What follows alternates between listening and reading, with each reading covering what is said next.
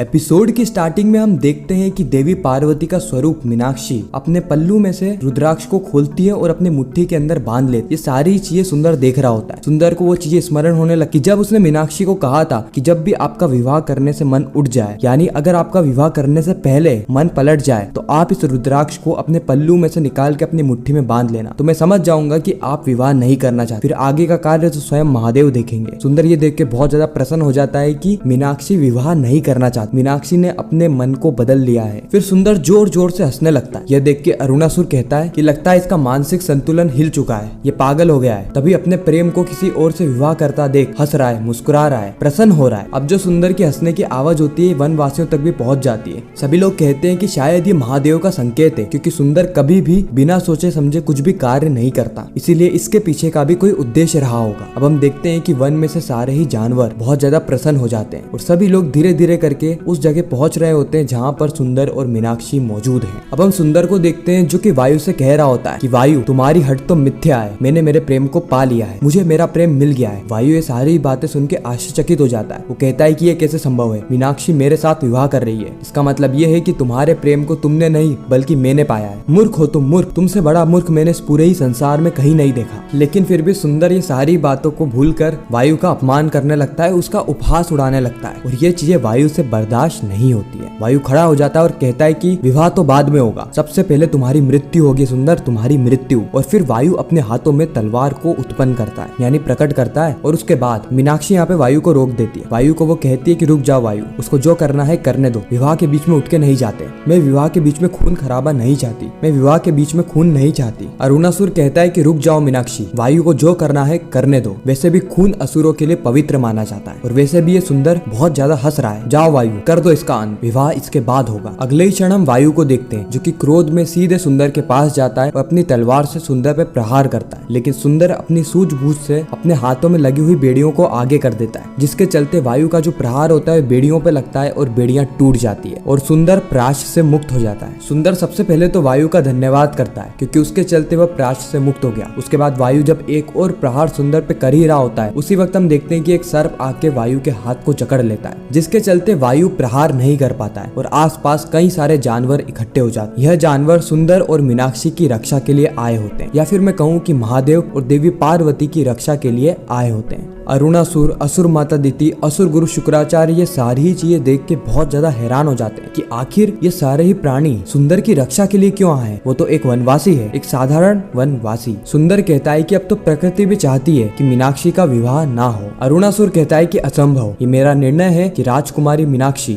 यानी मेरी पुत्री वायु से विवाह करेगी और वह मेरी आज्ञा का उल्लंघन कदापि नहीं करने वाली है, क्योंकि मेरी पुत्री मीनाक्षी के लिए परम सत्य मैं ही हूँ। मेरी प्रसन्नता के अलावा उसके जीवन का कोई भी लक्ष्य नहीं, कोई भी उद्देश्य नहीं, इसीलिए ये सारी ही चीजें असंभव है। मीनाक्षी का विवाह होकर रहेगा। सुंदर मीनाक्षी से कहता है कि राजकुमारी तोड़ दीजिए मौन, विवाह किससे और कब करना है ये आपका निर्णय है। असुर गुरु शुक्राचार्य बार बार मीनाक्षी से पूछ रहे होते हैं कि मीनाक्षी बताओ तुम्हें यह विवाह स्वीकार है या नहीं। अरुणासुर भी बार बार मीनाक्षी से यही पूछ रहा होता है, लेकिन मीनाक्षी मौन होती है। जिसके बाद सुंदर कहता है कि अपने अंदर से भय को निकाल दीजिए राजकुमारी, यह आपका जीवन है और आपका निर्णय है, निर्भय होकर अपना निर्णय लीजिए, अपने चारों ओर देखिए राजकुमारी, यह संपूर्ण सृष्टि, ये संपूर्ण प्रकृति आपके साथ है। अरुणासुर कहता है कि उत्तर दो पुत्री, तुम विवाह करोगी या नहीं। मीनाक्षी खड़े होकर कहती है कि नहीं, मुझे विवाह नहीं करना। असुर माता दिति बहुत ज्यादा क्रोधित हो जाती है। वो कहती है कि मीनाक्षी ये क्या दुस्साहस है, तुम्हारे लिए असुर राज अरुणासुर सबसे बढ़कर है, तुम्हारे लिए वो सिर्फ पिता नहीं है और उनकी आज्ञा का अनादर करना तुम्हें शोभा नहीं देता। मीनाक्षी कहती है कि हूँ मैं मेरे पिताश्री की भक्त, लेकिन मैं उनकी यह बात नहीं मान सकती। असुर माता दिति बहुत ज्यादा क्रोधित हो जाती है। मीनाक्षी कहती है कि पिताश्री मुझे पता है आपको यह निर्णय अच्छा नहीं लगेगा, आप इससे बहुत ज्यादा दुखी हो जाएंगे और आपको दुखी देखकर मैं भी सुखी नहीं रह सकती, लेकिन आप मेरी बात को समझिए कि मैं वायु से विवाह नहीं कर सकती, क्योंकि मैं एक साधारण कन्या नहीं हूँ पिताश्री, आपकी पुत्री होने के साथ साथ मैं राजकुमारी भी हूँ और मेरा निर्णय समाज में सारी ही स्त्रियों के लिए उदाहरण बनेगा, इसलिए मैं वायु से विवाह नहीं कर सकती। और यह तो हर कन्या का अधिकार है पिताश्री कि वह अपना वर को चुन सके,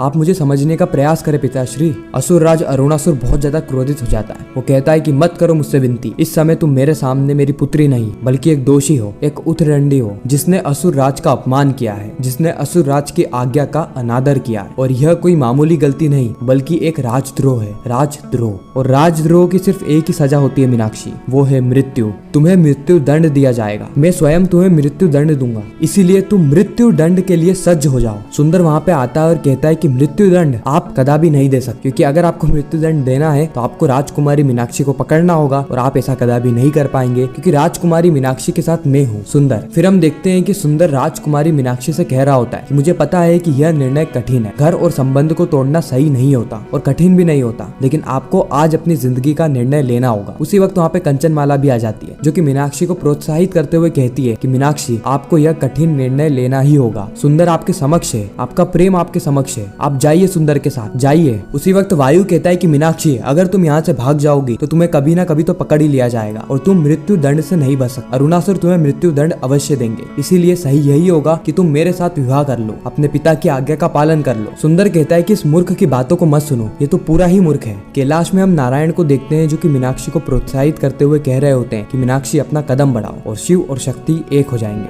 आपका यह निर्णय कठिन अवश्य है, लेकिन आपका सत्य आपके सामने है, आपकी नई जिंदगी आपके सामने आपका इंतजार कर रही है। आपको सिर्फ करना है तो अपने पग आगे बढ़ाने हैं। जाइए और एक नया अध्याय लिखिए। इस और हम वनवासी को देखते हैं, जो कि बार बार महादेव से यही प्रार्थना कर रहे होते हैं कि सुंदर को कुछ ना हो, सुंदर जो भी कर रहा है उसमें उसे सफलता प्राप्त। इस और हम देखें तो असुर गुरु शुक्राचार्य मीनाक्षी से कह रहे होते हैं कि मीनाक्षी तुम एक भी कदम आगे नहीं बढ़ाओगी। अरुणासुर कहता है कि मीनाक्षी आगे मत बढ़ना, यह मेरा आदेश है। असुर माता दिति कहती है कि मीनाक्षी अपने पिता को क्रोध का घुट मत पिलाओ। राहु कहता है कि मीनाक्षी ऐसा मत करो, तुम्हारा सत्य ये नहीं है, तुम्हारा सत्य है अरुणासुर, उसकी आज्ञा का पालन करो। फिर हम देखते हैं कि सुंदर वहाँ से दौड़ के सीधे मीनाक्षी के पास जाता है और मीनाक्षी के हाथ को थाम लेता है। साथ ही सुंदर कहता है कि राजकुमारी चलिए मेरे साथ, क्योंकि आपने अपना निर्णय ले लिया है। उसके बाद हम देखते हैं कि मीनाक्षी और सुंदर दोनों ही वहाँ से भाग जाते हैं, सभी लोगों की आंखों के सामने से, और कोई भी कुछ नहीं कर पाता है, क्योंकि वन में जितने भी जानवर मौजूद थे उन सभी ने सभी को घेर लिया। यानी अरुणासुर के आसपास कई सारे सर्प थे। अगर अरुणासुर कुछ भी करने की कोशिश करता तो हो सकता था कि उस पे वह सर्प प्रहार कर देते, और जो अरुणासुर को वरदान प्राप्त थे वो सर्प पे कभी भी लागू नहीं होगा कि वो सर्प को अपना दास बना लेगा या फिर मोहित कर लेगा। और दूसरी ओर अगर हम असुर माता दिति, असुर गुरु शुक्राचार्य और असुरी सैनिकों को देखें तो इन सबके आसपास भी कई सारे वन में से प्राणी आ जाते हैं, जिसके कारण ये भी अपना पग आगे नहीं बढ़ा पाते और ये अपनी आंखों से देख रहे होते हैं कि किस तरीके से सुंदर मीनाक्षी को भगा के ले जा रहा है। इन्हें वैसे तो बहुत क्रोध आता है, लेकिन ये कुछ कर नहीं सकते। और इसी के साथ ये खूबसूरत एपिसोड यहीं पर ही खत्म हो जाता है, इस ट्विस्ट और सस्पेंस के साथ कि आगे क्या होगा। क्या मीनाक्षी और सुंदर विवाह कर लेंगे? किस तरीके से शिव और शक्ति को यह ज्ञात होगा कि यही सुंदर और मीनाक्षी हैं? यानी मीनाक्षी और सुंदर को यह ज्ञात होगा कि यही शिव और शक्ति हैं। कब मीनाक्षी को यह सत्य पता चलेगा कि उसकी माँ ही कंचनमाला है? कब मीनाक्षी अरुणासुर के वध के लिए तैयार हो? कब वो अपने पिता को पिता नहीं बल्कि एक असुर की नजरे से देखेगी? जब ये सारी चीजें हो जाएगी उसके बाद क्या होगा? ये सारी चीजें हमें आने वाले एपिसोड्स में देखने को मिलने वाली है। इसी शिव शक्ति और इंडियन टेलीविजन के हर शो के रिकैप और अपकमिंग स्टोरी टीवी से भी पहले देखने के लिए हमारे चैनल को सब्सक्राइब जरूर करें। आपको यह वीडियो कैसी लगी कमेंट सेक्शन में जरूर बताना। अगर वीडियो अच्छी लगी हो तो वीडियो को लाइक करके चैनल को सब्सक्राइब करके ज्यादा से ज्यादा लोगों को ये वीडियो शेयर करना, ताकि हमारी फिर से मुलाकात हो। हर हर महादेव।